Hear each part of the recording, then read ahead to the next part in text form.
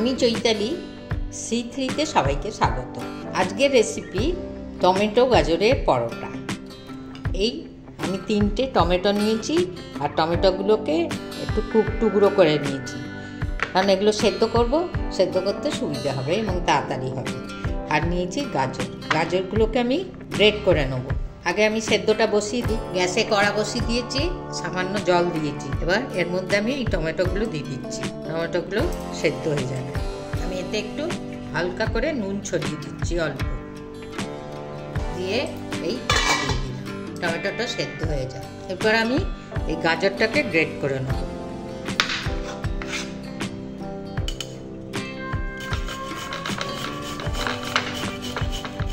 এই আমার গাজরটা গ্রেট করা হয়ে গেল। দেখি টমেটোটা কেমন সেদ্ধ হয়ে গেছে। টমেটো মোটামুটি সেদ্ধ হয়ে গেছে। এগুলোকে আমি পেস্ট করে নেব। এবারে আমি গ্যাসে কড়া বসিয়ে দিয়েছি, তেল দিয়ে দেবো, সরষের তেল। এই 1 চামচ 2 চামচের মতো তেল দিয়ে দিলাম একটু জিরে ফোড়ন, দিলাম এই কাঁচা লঙ্কা কুচানো,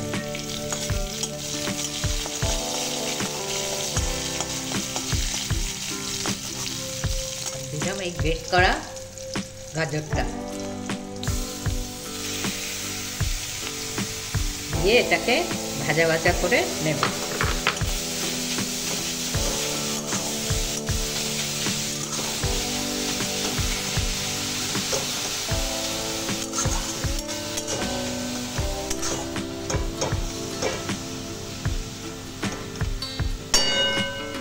দিয়ে দেবো পরিমাণ মতো নুন।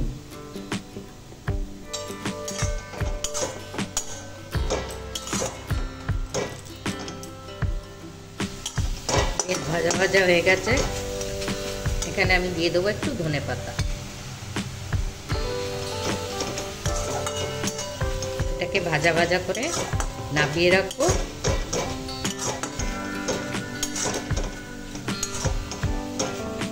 আমি এবার আটাটা মেখে নেব।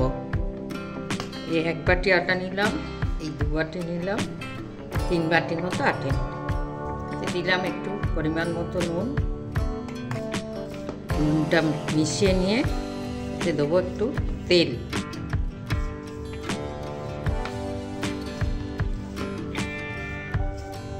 পুরো ময়দাটার সঙ্গে ভালো করে মিশিয়ে নেব। এবার আমি এই টমেটোটা পেস্ট করেছি, এই পেস্টটা দিয়ে আমি আটাটা মাখবো।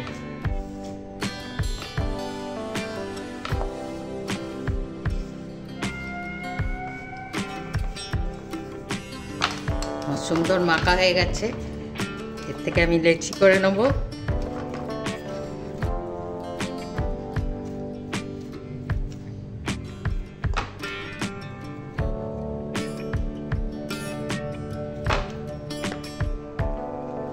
এবারে আমি লেচিটা বেলবো।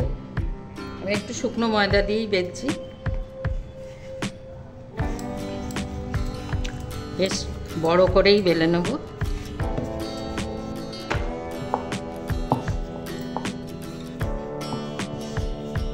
আমি এখানে একটু ঘি মাখিয়ে নেব।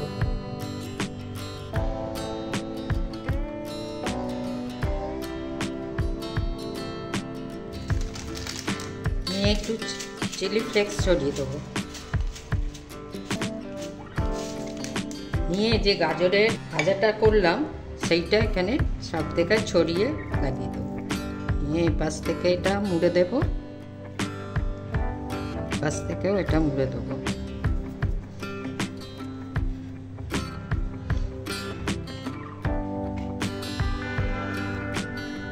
গ্যাসে কড়া বসিয়ে দিয়েছে।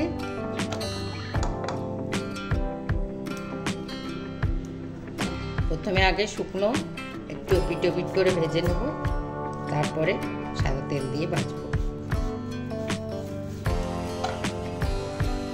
এরপর আমি তেল দিচ্ছি।